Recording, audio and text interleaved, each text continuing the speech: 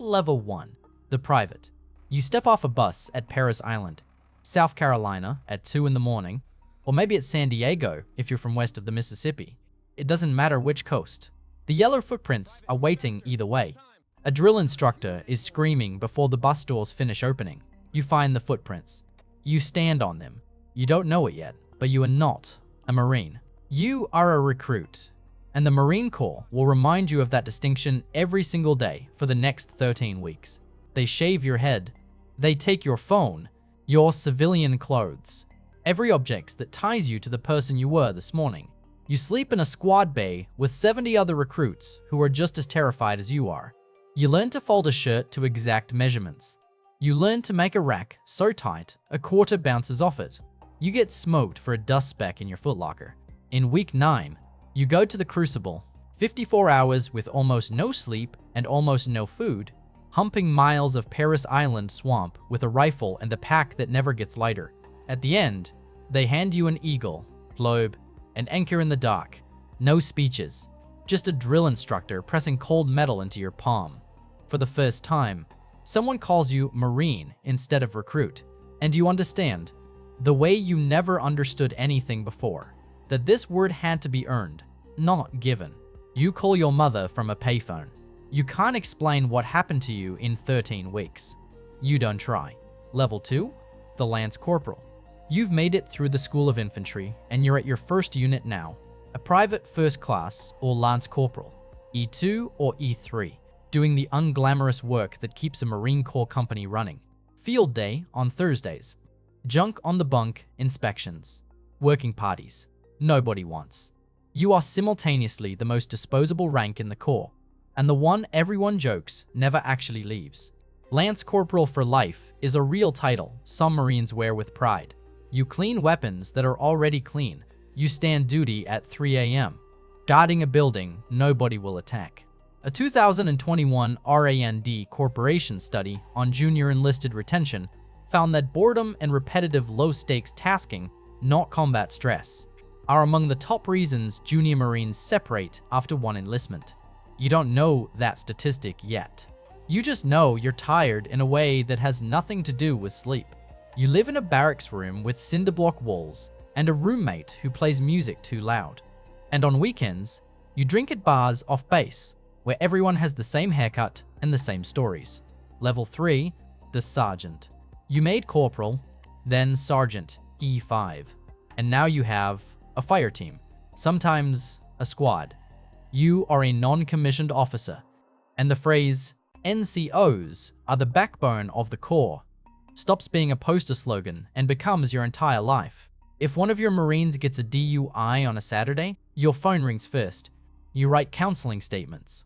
You sit through risk assessments for a road march. You are 22 years old and responsible for whether 4 other 20-year-olds eat, imminta, sleep, and stay out of trouble. You love these Marines, and you want to strangle them, often within the same hour. You learn the lesson nobody tells you outright.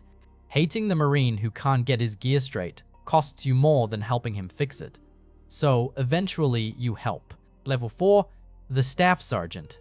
E6, 7 to 10 years in, at least one deployment behind you.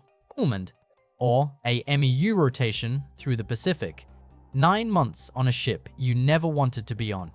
You lead a squad of 13 now. You translate the platoon commander's intent into tasks Marines can actually execute in the mud. Your knees ache from years of humping a 60-pound pack.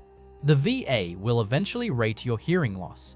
For now, it's just a ringing you've stopped noticing except at 2 a.m. You enforce standards you didn't write. And some of your junior Marines resent you for it, without understanding the standards. Come from 4 ranks above you, all the way up to people who will never learn your name. Level 5. The Gunnery Sergeant. Gunny, or E7. And this is where the Marine Corps starts treating you like an institution instead of a person.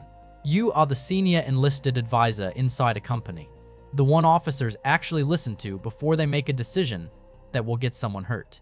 A 2019 study in the Journal of Traumatic Stress on senior NCOs found chronic musculoskeletal injury rates climbing sharply past the 12-year mark, and your body agrees with the data.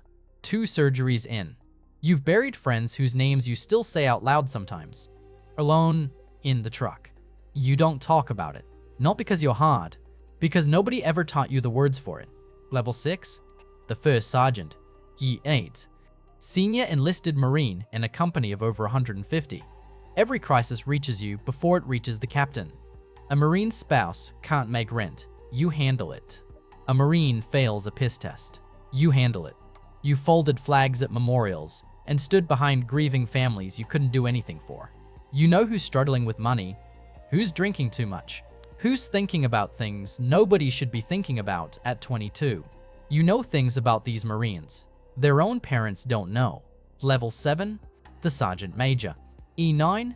Senior enlisted advisor at battalion level, working beside a lieutenant colonel who commands but doesn't always understand what the barracks actually feels like at midnight. You've served over 20 years. Your marriage survived it, or it didn't. The divorce rate among senior SNCOs never makes the recruiting posters.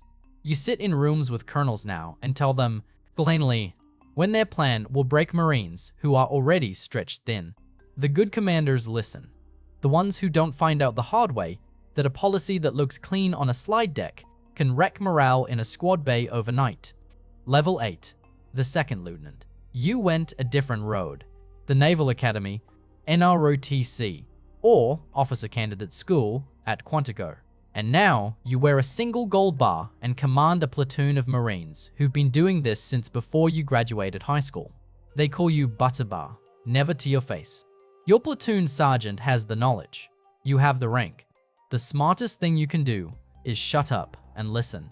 The dumbest is assuming your commission means you already understand the fleet, when all it really gave you is theory and authority, not competence. Competence still has to be earned, the same way it was at Parris Island, just slower this time. Level 9. The Colonel, over 20 years in. You command a regiment of 3,000 Marines. Every board you passed eliminated peers who wanted this exactly as much as you did. 14-hour days, budget reviews, training accident investigations, a reporter asking questions about an incident you're not cleared to discuss yet. You represent the Corps at events where people thank you for your service and have no idea what the job costs. You drive home and sit in the car for 20 minutes before you can walk inside as a spouse and parent instead of a commander. Because the gear shift between the two gets harder every year, not easier. Level 10. The General. 1 star, maybe 4. Fewer than 1% of commissioned officers ever wear it. You command a Marine Expeditionary Force, tens of thousands of Marines and sailors, and you sit in rooms at the Pentagon where the decisions on the table decide whether people you'll never meet come home. You've signed orders knowing some who executed them wouldn't return. And you've made the calculation. Risk to force against risk to mission. A phrase that never stops sounding obscene, no matter how many times duty requires you to use it. You've stood at Dover while flag-draped cases came off an aircraft and a family collapsed 20 feet away. And you did not look away. You are not allowed to look away. One day there's a ceremony on a parade deck. A band plays. They read your awards. You salute for the last time. And the phone that hasn't stopped ringing in 30 years finally goes quiet. Somewhere right now, a 17-year-old is sitting in a recruiter's office with a parent's signature ready, looking at a poster that has nothing to do with yellow footprints at 2 a.m. He's already decided. He just wants to feel like someone else made the choice. He'll ship out. The bus will pull up in the dark, and the drill instructor will be screaming before the doors finish opening, and he won't know where to stand or where to look, or anything at all. And he'll have no idea what the next 4, or 20, or 30 years will cost him, or make of him, or how badly he'll want that title once it's finally his. He'll find out. They always do.